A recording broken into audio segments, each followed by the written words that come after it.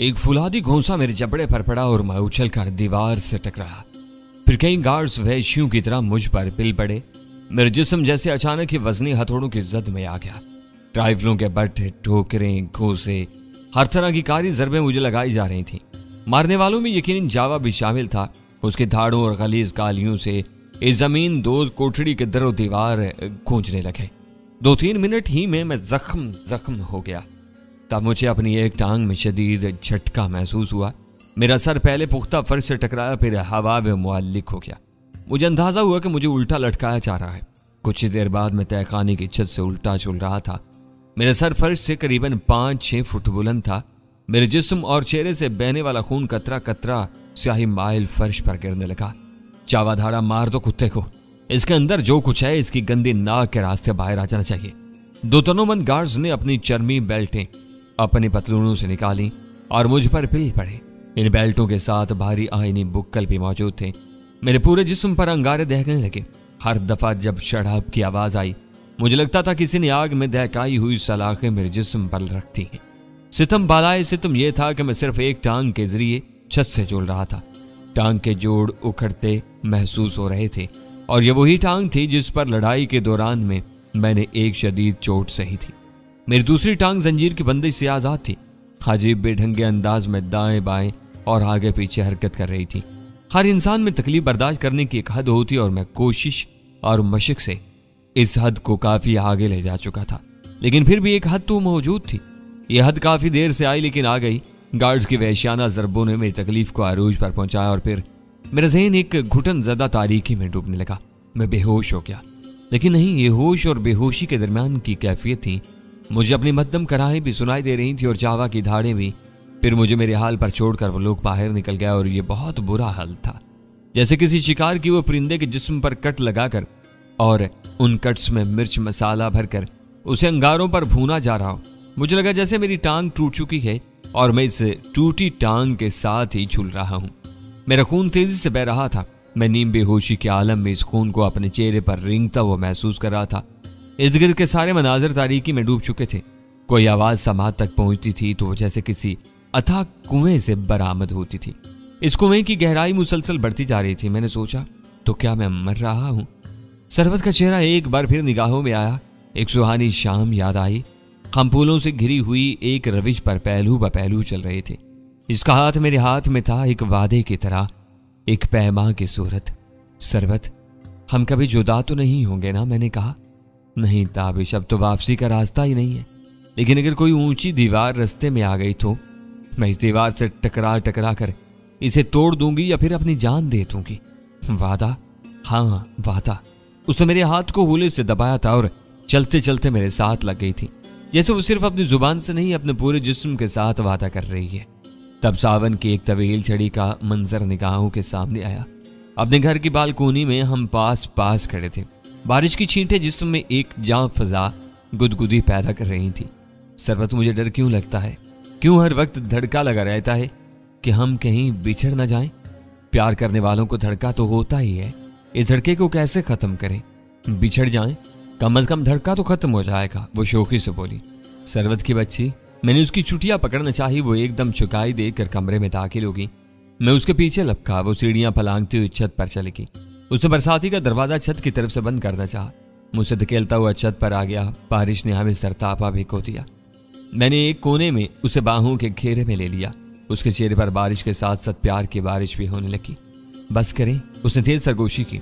इस तरह क्यों कहा? चलो कह दिया, लेकिन इतनी सजा काफी है। वो बदस्तूर शौक थी। अच्छा ये सजा है? मैंने उसे कुछ और भी झंझोड़ते हुए कहा। नहीं नहीं, प्यार से। अब छोड़ें भी। अम्मी आवाजें दे रही हैं। अम्मी वाकई पुकार रही थी। ये अम्मियों को ऐसे मौकों पर पता नहीं कैसे खबर हो जाती है। मैंने कहा और पीछे हट गया। वहां चल लपेटती हुई नीचे चली गई। वो दिन रात ऐसी ही छोटी छोटी शरारतों और शौकियों से इबारत थी। मैं छत से उल्टा लटका रहा। मेरे जख्मों से खून बहता रहा और मेरे जिस्म में मौत की सर्दी दाखिल होती रही। फिर मैंने तसव्वुर की निगाह से देखा, एक लक्को दक्क सहरा है। सूरज सवा नेज़े पर है। गर्म रेत पांव चुलसा रही है। मेरे गले में प्यास के कांटे उतरे हुए हैं। मैं आबला पा एक जगह पहुंचता हूँ। यहाँ चंद घने छतनावर दरख्तों के नीचे सरवत पुरस्कून खड़ी है। उसके हसीन जिस्म पर झिलमिलाता अरूसी लिबास है। उसके होठों पर लाली और आंखों में काजल है। मैं चिल्लाता हूँ, सरबत ये क्या है? तुमने तो कहा था मैं दीवार को तोड़ दूंगी या इससे टकरा टकरा कर मर जाऊंगी। तुमने क्यों ना तोड़ी दीवार? तुमने ये आग का लिबास क्यों पहन लिया? वो बिल्कुल खामोश खड़ी रहती है, जैसे उसने कुछ सुना ही नहीं।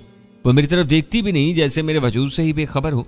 मैं फिर पुकारता हूँ, सरबत ये लिबास उतार दो, इसे बदल लो। ये तुम्हारे लिए नहीं है, तुम दुल्हन नहीं हो, दुल्हन कोई और है। तुम खुद को रस्मों और रवाजों की भीड़ ना चढ़ाओ। तोड़ डालो ये झूठ की जंजीरें। हम अभी एक हो सकते हैं, अब भी गए वक्त को आवाज दे सकते हैं। फुटस से मस नहीं होती, किसी बुत की तरह बहिस खड़ी रहती है। मेरी आवाज का दम खम खत्म हो जाता है। बदन में उतरती हुई मौत की नकात कुछ और गहरी होने लगती है। मैं अंदर से सिसक उठता हूँ, एकदम मिस्मार हो जाता हूँ। उसके सामने घुटनों के बल बैठ जाता हूँ। आजिज लहजे में कहता हूँ, मैं अब ज्यादा देर का मेहमान नहीं हूँ सरबत, मैं मर रहा हूँ। क्या तुम्हें मुझ पर बिल्कुल तरस नहीं आता?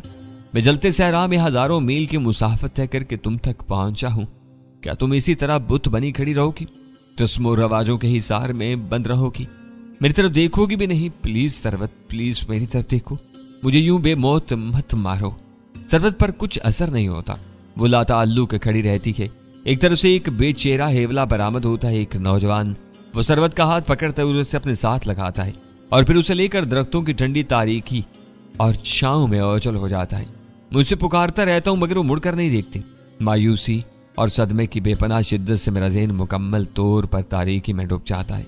जब दोबारा होश आया तो सबसे पहला एहसास ये हुआ कि मैं इसी तरह तहखाने की छत से उल्टा लटक रहा हूँ। मेरे जिस्म का रहा सा खून मेरे सर और सीने में जमा हो चुका था। मेरी एक टांग बिल्कुल सुन्न हो चुकी थी और दूसरी नाज तकलीफ के जाविये से मेरे बाएं तरफ झुकी हुई थी। मुझे ठीक से पता नहीं था, लेकिन अंदाजा हो रहा था कि ये दोपहर से बात का वक्त है। कहीं पास ही कोई अपने मोबाइल फोन के जरिए बात कर रहा था।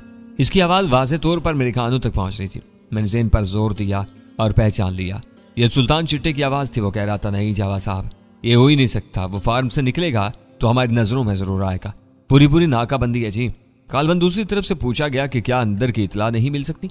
सुल्तान चिट्टा बोला, जनाब अंदर की इतला तो नदीम ही दे सकता था और अब वो वापस फार्म हाउस में नहीं जा सकता। लेकिन आप बेफिक्र हैं, इस सलामी के लिए उल्टी गिनती शुरू हो चुकी है। वो बाहर निकला नहीं और हमारे हत्थे चढ़ा नहीं। ये गुफ्तगू यकीनन इमरान के मुताल्लिक ही हो रही थी। मेरे सीने में टीसें उठने लगी। उसे मारने का पक्का प्रोग्राम बना चुके थे और उसके लिए पूरी तैयारी भी हो चुकी थी। मैंने फोन पर उसे आगाह करने की भी कोशिश तो की थी, पता नहीं कि ये कोशिश किस हद तक कामयाब रही थी। जावा से गुफ्तगू खत्म करने के बाद सुल्तान किसी दूसरे बंदे से बात करने में मसरूफ हो गया। मैंने ये आवाज भी पहचान ली, ये नदीम की थी। वो बेपरवाही से बातें करने लगे। इनके नजदीक मैं अभी तक बेहोश था। नदीम ने कहा, एक तरीका तो ये भी है कि इस माँ के हीरो को इस चमचे ताबी की आहू बका सुनाई जाए और जब फोन पर इसे चिल्लाता सुनेगा तो उसकी दुम में जरूर आग लगेगी। इसे कहा जाएगा कि अगर वो ताबी को इस सजाब से निकालना चाहता है तो फलां जगह पर पहुंच जाए। इन दोनों के दरमियान बड़ा पक्का याराना है और मेरा तो ख्याल है कि यह याराना जरूर काम दिखाएगा। चंद सेकंड बाद नदीम की आवाज आई, तो फिर दूसरा रास्ता तो इंतजार ही का है। वैसे मुझे इस कुत्ते ताबी पर गुस्सा बहुत है। सवेरे इसने बड़ी हराम जिंदगी की है। बिल्कुल अंदाजा नहीं था कि वो एकदम वो फिक्रे बोल देगा। वो फिक्रा अगर इस माँ के हीरो ने पूरा सुन लिया है तो फिर इसने जल्दी अपने बिल से बाहर नहीं निकलना। सुल्तान ने मुझे गायबाना गाली दी और बोला, चलो अगर फिक्रा पोला है तो इसका मजा भी तो चखा है ना। खबीस ने कसाई की दुकान पर बकरे की तरह लटका हुआ है, देखना था कहीं पार ही ना हो गया हो। नदीम ने कहा, नहीं बड़ा सख्त जान है, बड़ी मोटी खाल है। इसके हाथ पांव देखे हैं तुमने? लगता है लोहे के ढले हुए हैं। पता नहीं क्या करता रहा है इसके साथ। इतनी दुर्गत किसी और की बनी होती तो अब तक मरकर बू छोड़ गया होता, लेकिन बू तो आ रही है। नदीम बोला, वो इसके यार फतेह मोहम्मद की है। मैंने गौर किया, बू वाकई मेरे नतनों में भी घुस रही थी। हल्की थी लेकिन महसूस हो रही थी। मेरी पलकों पर खून जमा हुआ था। मैंने बामुश्किल पलकें खोली और नीचे देखने की कोशिश की। फर्श पर मेरा अपना ही खून लोथड़ों की शक्ल में जमा हुआ था। चंद फुट के फासले पर फतेह मोहम्मद की नीम उरिया लाश मौजूद थी। गर्मी के सबब लाश ने खराब होना शुरू कर दिया था। तोंद पहले से बड़ी नजर आ रही थी और चेहरे पर भी सोचन महसूस हो रही थी। कुछ देर बाद 4-5 अफराद कमरे में दाखिल हुए। उनमें सुल्तान और नदीम भी शामिल थे। मेरी टांग से बंधी हुई जंजीर को आहिस्ता आहिस्ता ढील दी गई। पहले मेरा सर खून आलूद फर्श से लगा, फिर कंधे, फिर बाकी जिस्म भी फर्श पर ढह गया। किसी ने कहा होश में है, मकर कर रहा है। किसी ने मेरे कंधे पर ठोकर रसीद की। एक गार्ड ने करीब आकर मेरे चेहरे पर पानी का छींटा दिया। मैंने आंखें खोलना चाहिए लेकिन पलकों पर मेरा अपना ही खून जमा हुआ था। मैं बस आंखों को नीम वाह ही कर सका। मुझे अपने इर्द गिर्द धुंधले चेहरे नजर आए। कम से कम 2 राइफलें अब भी मेरी तरफ उठी हुई थी। मेरे जख्मी होंठ खुश्क थे और जुबान चमड़े का सूखा टुकड़ा बनी हुई थी। मुझे चंद घूंट पानी पिलाया गया ताकि मैं बोलने के काबिल हो सकूं। मैंने अपने जिस्म को महसूस किया, अपने हाथ पांव को तोला। क्या मैं अचानक झपट कर किसी गार्ड के हाथ से राइफल छीन सकता हूँ? इसका जवाब मेरी जख्मी टांग ने इनकार की सूरत में दिया। मुझे महसूस हुआ कि टांग बिल्कुल सुन्न है, ये मेरे जिस्म का बोझ नहीं सहार सकती। और बिलफर्ज महल ऐसा हो भी जाता तो मेरा बाकी जिस्म भी जख्मों से चूर था और मेरे पाँव में आहनी जंजीर थी। मैं अपनी मुजाहमत को कहाँ तक ले जा सकता था? सुल्तान ने बड़ी बेरहमी से मेरी गर्दन पर पाँव रखा और दबाव बढ़ाने लगा। मेरी सांस रुकने लगी। वह फुनकारा, तुम दोनों इस मोटे सुवर रियान विलियम के लिए काम कर रहे हो? तुम दोनों के अलावा उसने और कितने कुत्ते पाले हुए हैं? इनके नाम बताओ। और आराम गोश्त का वह पहाड़ खुद कहाँ चुप कर बैठा हुआ है?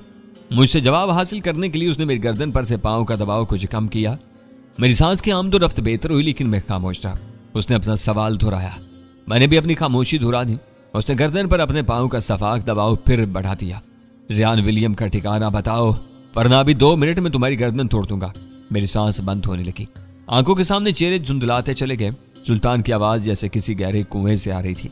हमें पता है वो सुवर लाहौर में है, लेकिन कहाँ है? इसका फोन नंबर क्या है? कैसे राब्ता करता है तुमसे? बताओ।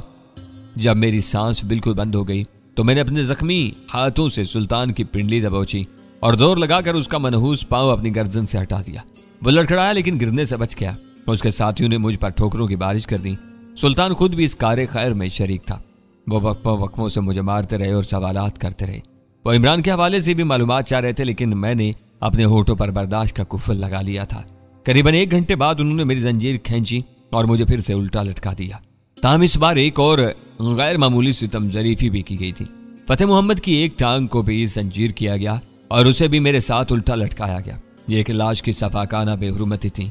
फतेह की लाश से उठने वाली बदबू तेज होती जा रही थी और मुझसे सिर्फ 3-4 इंच के फासले पर झूल रही थी।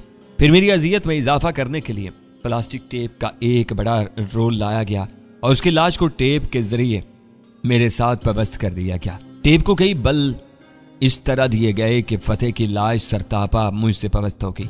ये बेपनाह अजियत की घड़ियां थीं। वो हद भी शायद गुजरने वाली थीं, जो अजियत और सदमे को मेरे लिए पुरलुत्फ बनाती थी। मैं मुसलसल करा रहा था। कुछ समझ में नहीं आता था कि क्या करूं। दिल चाहता था कि बस जल्दी से बेहोश हो जाऊं या फिर वैसे ही कैदी हयात से आज़ादी नसीब हो जाए। लाश का फूला हुआ जख्मी चेहरा मेरे चेहरे से जुड़ा हुआ था। हर सांस के साथ नाकाबिले बयान बू का भभका मेरे नथनों में दाखिल होता था और रगे पैर में कराहत का दरिया बहने लगता था। ये कराहत मेरे जिस्मानी अजियत को कई गुना बढ़ा रही थी। मैंने उबकाइयां ली, मगर मैदे में कुछ होता तो बाहर निकलता। हाँ, हर उबकाई के साथ जिस्म में इर्ताज पैदा हुआ और दर्द की लहरें बुलंद तर हो गईं। दर्द दर्द और बस दर्द है। और फिर अचानक दर्द का आशिक बरूदा जैकी बेसाके के सहारे चलता हुआ आया और मेरे सामने आन खड़ा हुआ। वही अधूरे जिस्म वाला हड्डियों का ढांचा जिसको दर्द से लड़ना और जीतना आ गया था। वो मुस्कुराया। उसकी तस्वुराती आवाज मेरे कानों से टकराई। क्या बात है, कहीं दर्द के हवाले से तुम्हारे यकीन डावाडोल तो नहीं हो रहा? याद रखो, दर्द बेवजह नहीं होता और ना बेहौसला होता है। यहाँ हम इसका सिला हासिल कर चुके होते हैं। यहाँ हमें सिला हासिल होने वाला होता है। जितना ज्यादा दुख दर्द इतना ज्यादा सिला। तो फिर दुख दर्द से डरना कैसा? ये घाटे का सौदा नहीं है। इसमें घाटा हो ही नहीं सकता। खुदा का शुक्र करो, उसने तुम्हारी जिंदगी को रूखा पीका और बेअमल नहीं रखा। ये गहरी तारीकियां सुबह 9 की नवीद होती हैं। मुझसे बर्दाश्त नहीं हो रहा। मैंने दिल ही दिल में पुकारा, तुम अपनी तरबियत का पहला सबक ही भूल रहे हो। दर्द के अंदर डूब जाओ, इसकी हकीकत और इसके हुजम पर गौर करो। इर्द गिर्द की किसी चीज को खातिर में न लाओ। मत सोचो कि तुम्हारा जिस्म जख्मों से चूर है। मत सोचो जख्म खुल रहे हैं, खून बह रहा है। मत सोचो कि तुम उल्टे लटके हुए हो। बस ये देखो दर्द कितना हो रहा है। बस दर्द पर गौर करो। मैंने दर्द की असल शिद्दत पर गौर करना शुरू किया और हैरत अंगेज तौर पर दर्द कम होने लगा, कम होता चला गया। वो जादू असर बातें करता था। वो हमेशा के लिए मुझसे बिछड़ चुका था, लेकिन कड़े वक्तों में वो मेरे आस पास आन मौजूद होता था। उसका तस्वुर इतनी ताकत से मेरी निगाहों के सामने उभरता था कि जिंदगी का गुमान होता था। वो मुस्कुरा रहा था। उसने मुझे शाबाशी की नजरों से देखा और बोला, मैं जा चुका हूं, लेकिन तुम मेरी निशानी के तौर पर यहां मौजूद हो। तुम मेरा तसलसल हो, मेरी इजाफत हो। मुझे तुमसे बड़ी उम्मीदें हैं। मैं चाहता हूं कि तुम वो करो जो मैं ना कर सका। तुम दर्द को पसपा करते हुए आखिरी हदों तक ले जाओ, काबिल तस्खीर बना जाओ। और तुम्हारी कारकर्दगी बुरी नहीं है। तुमने मेरा सीना ठंडा किया है। तुमने भांडियल में उस शख्स को जहन्नुम वासिल किया है जिसने मेरी शकुंतला छीनी और मेरी जिंदगी बर्बाद की। खां ताबिश, मुझे तुम पर फख्र है और मैं चाहता हूं कि आने वाली हर घड़ी में मेरे इस फख्र में इजाफा हो। इसका हिवला ओझल हो गया, लेकिन मेरे अंदर हिम्मत और बर्दाश्त की एक नई जोत जगा गया। मैं शश्तर था, मेरा दर्द नुमाया हद तक कम हो चुका था। अब सिर्फ कराहत थी, और ये कराहत इस बू से पैदा हो रही थी जो फतेह के मुर्दा जिस्म से उठ रही थी और इस बंद कोठड़ी में फैलती जा रही थी। पता नहीं कितनी देर इस साल में कराहत और अजियत में गुजर गई। तकलीफ की घड़ियां वैसे भी तवील होती हैं। फतेह एक जीता जागता शख्स था, तो मैं इसकी जान बचाने की कोशिश कर रहा था, लेकिन अब वो एक लाश था और इस लाश की जबरी कुर्बत मेरे लिए शदीद ज़हनी अजियत का बायस बन रही थी। शायद ये लोग इस तरह मुझे ज़हनी तौर पर मफलूज और बेबस करना चाह रहे थे। इस सूरत हाल को मेरी जुबान खुलवाने के लिए एक हथियार के तौर पर इस्तेमाल कर रहे थे। मेरा ध्यान रह रह कर इमरान की तरफ जाता था। मुझे पता था अगर वो जान गया कि मैं कहाँ हूं तो फिर उसे मुझ तक पहुंचने से कोई चीज नहीं रोक सकेगी। वो हर बड़े से बड़ा खतरा मोल लेकर मेरी तरफ आएगा और एक बहुत बड़ा हंगामा खड़ा कर देगा। शायद बहुत से लोगों की जान चली जाए इस हंगामे में। हमेशा यही सुना है कि नींद सूली पर भी आ जाती है। इस रोज इंडस्ट्रियल एरिया की इस कोठी के बंद बदबूदार तहखाने में छत से उल्टे लटके हुए मुझ पर उस मुहावरे की अजली सदाकत साबित हुई। बेपनाह ज़हनी और जिस्मानी तनाव के बावजूद मुझ पर गनुदगी तारी होने लगी। मेरे एहसासात कुंद होते चले गए और मैं अपने इर्द गिर्द से बेगाना होने लगा। मेरे अंदाजे के मुताबिक ये रात 10-11 बजे का वक्त होगा। तहखाने से बाहर कहीं कोठी के अहाते से रखवाली के कुत्तों की आवाजें आ रही थी। किसी कमरे में डिस्को म्यूजिक बज रहा था और तहखाने के अंदर ट्यूबलाइट की फीकी रोशनी फैली हुई थी। अचानक मेरी नजर उस तहखाने के तीसरे मकीन पर पड़ी। ये वही नशई था जिसे मैंने सिर्फ सोते ही देखा था। वह भी फर्श पर दराज था। अगर सोया हुआ नहीं था तो कम अज कम गनूदगी में जरूर था। उसके जिस्म पर फटी पुरानी पतलून और चेकदार शर्ट थी। वो ऊंधा पड़ा था। उसके चेहरे का बेशतर हिस्सा झाड़ झंकाड़ बालों में छुपा हुआ था। यह कौन था और किस पादाश में यहाँ पाया जा रहा था? क्या मेरे और इमरान की तरह इसका ताल्लुक भी किसी तो रियान विलियम से था, या फिर यह कोई और मामला था? मेरे फोड़े की तरह दुखते हुए दिमाग में कई सवाल सर उठाने लगे। करीबन 30 घंटे से मेरे मैदे में कुछ नहीं गया था। इसके अलावा खून भी काफी मिकदार में बह चुका था। एक अजीब सी नकाहत रगे पैर में उतरती हुई महसूस हुई। शायद यही वजह थी कि मुझ पर बार बार गनूदगी सी तारी होती और मेरे इर्द गिर्द से बिल्कुल बेखबर हो जाता था। मुझे याद आया मैंने आखिरी खाना कल दोपहर इमरान के साथ फार्म हाउस ही में खाया था और दोपहर का खाना पूरे 12 बजे खा लिया जाता था। 4 बजे की चाय मैंने नहीं पी थी। इस हिसाब से यकीन कमोबेश 30 घंटे गुजर चुके थे। गनूदगी के एक ऐसे ही वक्फे के बाद मैं अपने हवास में आया तो मैंने महसूस किया कि एक बार फिर मेरे पाँव की जंजीर को ढील थी जा रही है और मैं फतेह मोहम्मद की बदबूदार लाश समेत आहिस्ता आहिस्ता नीचे आ रहा हूँ। मैंने सर घुमा कर देखा और हैरान रह गया। मुझे यूं आहिस्ता आहिस्ता नीचे उतारने वाला कोई और नहीं, वही बुसीदा पेंट शर्ट वाला शख्स था जिसे मैंने अब तक सोते हुए ही पाया था। उस बेढंगे शख्स के बारे में मैंने जो अंदाजा लगाया था वो दुरुस्त साबित हुआ। किसी नशे के जेर असर उसकी आंखें सुर्ख थीं, मैला कुचैला चेहरा वर्मज़दा था। वैसे उसके नकूश तीखे थे। अपनी दुबली पतली जिस्मानी साख्त की वजह से वो 28-30 साल का दिखाई देता था। हम फर्श से लग गए तो उस शख्स ने मेरी और फतेह मोहम्मद की जंजीरें छोड़ दी।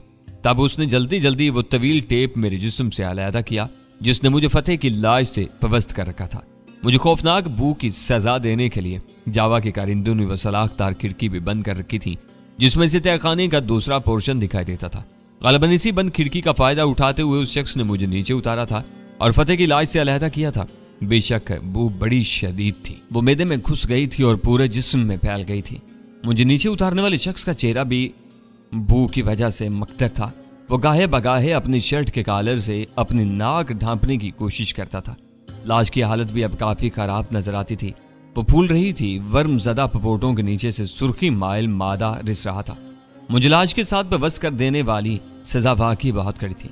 इन मुमकिन था कि मैं चंद लम्हे मजीद उस हालत में रहता तो मेरा दिमाग मख्तल हो जाता और हिम्मत जवाब दे जाती। शर्ट वाले शख्स ने मुझे बड़े गौर से देखा और सरगोशी में बोला, यहाँ से निकलना चाहते हो? किस तरह? मैंने नकाहत भरी आवाज में कहा। तुम बड़े चंगे वक्त पर यहाँ आए हो। मैं यहाँ से निकलने का प्रोग्राम तकरीबन फिट कर चुका हूँ और आज मौका भी जबरदस्त है। आज ऊपर कोई शराब पार्टी है। वो 3 फिल्मी डांसरें भी आई हुई हैं। ठोल टमक्के की हल्की सी आवाजें आ रही हैं ना तुम्हें भी? वो डिस्को म्यूजिक की बात कर रहा था। मैंने इस बात में सर हिलाया। वो बोला, इन लोगों ने तुम्हें जिंदा तो किसी सूरत में नहीं छोड़ना। मैंने इनकी सारी गलबात सुनी है। अगर जान बचाने की एक कोशिश करना चाहते हो तो मेरे साथ मिलकर कर लो। मैंने अपनी मफलूज टांग को सहलाते हुए कहा। टखने पर अभी तक जंजीर का हल्का मौजूद था और इस हल्के ने टखने को बुरी तरह जख्मी किया हुआ था। मैंने कहा है ना कि तुम बड़े चंगे वेड़े पर आए हो। पिछले 1 महीने से मैं जो मेहनत कर रहा था इसका फल अब बिल्कुल तैयार है। शायद मैं 1-1.5 हफ्ते और सब्र कर लेता, पर इन कंजरों ने इस लाश की बू से हमारे साह रोक दिए हैं। अब यहाँ से निकलना ही होगा। तुम किस मेहनत की बात कर रहे हो? मैं तुम्हें दिखाता हूँ, तुम जरा अपनी इस टांग को चालू कर लो। मुझे लगता है ये बिल्कुल सुन्न हो चुकी है। तुम ठीक कहते हो, मैंने कहा और एक बार फिर टांग पर वजन डालने की कोशिश की। उसने सहारने से बिल्कुल इनकार कर दिया। वो शख्स मेरी टांग को हिलाने झुलाने लगा। मैंने भी कोशिश करके टांग को थोड़ी बहुत हरकत दी। चंद मिनट की कोशिश के बाद टांग पर किसी हद तक बोझ पड़ने लगा। जिस्म के सारे जोड़ जैसे अकड़ कर रह गए थे। कई जख्मों से अब भी खून रिस रहा था। फर्श पर गिरने वाला खून अब सूख कर स्याह हो चुका था। तुम हिम्मत वाले हो, उसने मेरी तरफ से देखकर सताइशी अंदाज में कहा, और उसके साथ साथ सख्त जान भी हो। जितनी कुट तुम्हें पड़ी है ना, किसी और को पड़ी होती तो अब तक ऊपर का टिकट कटा आ चुका होता। कहीं तुम कोई खिलाड़ी चौड़ाई तो नहीं रहे हो? मेरा मतलब है कि जूडो कराटे या बॉक्सिंग शाक्सिंग। ये तुम क्यों कह रहे हो? तुम्हारी सख्त हड्डी देख कर वो होले से मुस्कुराया। उसकी निगाहें मेरे स्याही मायल हाथ पांव पर थी। तुम्हारा अंदाजा किसी हद तक दुरुस्त है, मैंने मध्यम आवाज में कहा, लेकिन तुमने मुझे अभी तक अपना नाम नहीं बताया। नाम में क्या रखा है? असल शायद तो काम होती है। वैसे अगर तुम चाहो तो मुझे गौर के नाम से बुला सकते हो। मेरा नाम ताबिश है, ताबी भी कहते हैं। मुझे पता है वो कमीने के तुखम तुम्हें इसी नाम से बुलाते रहे हैं, लेकिन तुम तो सारा वक्त सोते पड़े रहते थे। कभी कभी एक आंख से सोता था, दूसरी खुली रखता था। वो हयाराना अंदाज में बोला, ये नहीं बताओगे कि इन कुत्तों के चुंगल में कैसे फंसे हो? मैंने पूछा। ये लंबी स्टोरी हो जाएगी और अभी हमारे पास इतना टाइम नहीं है।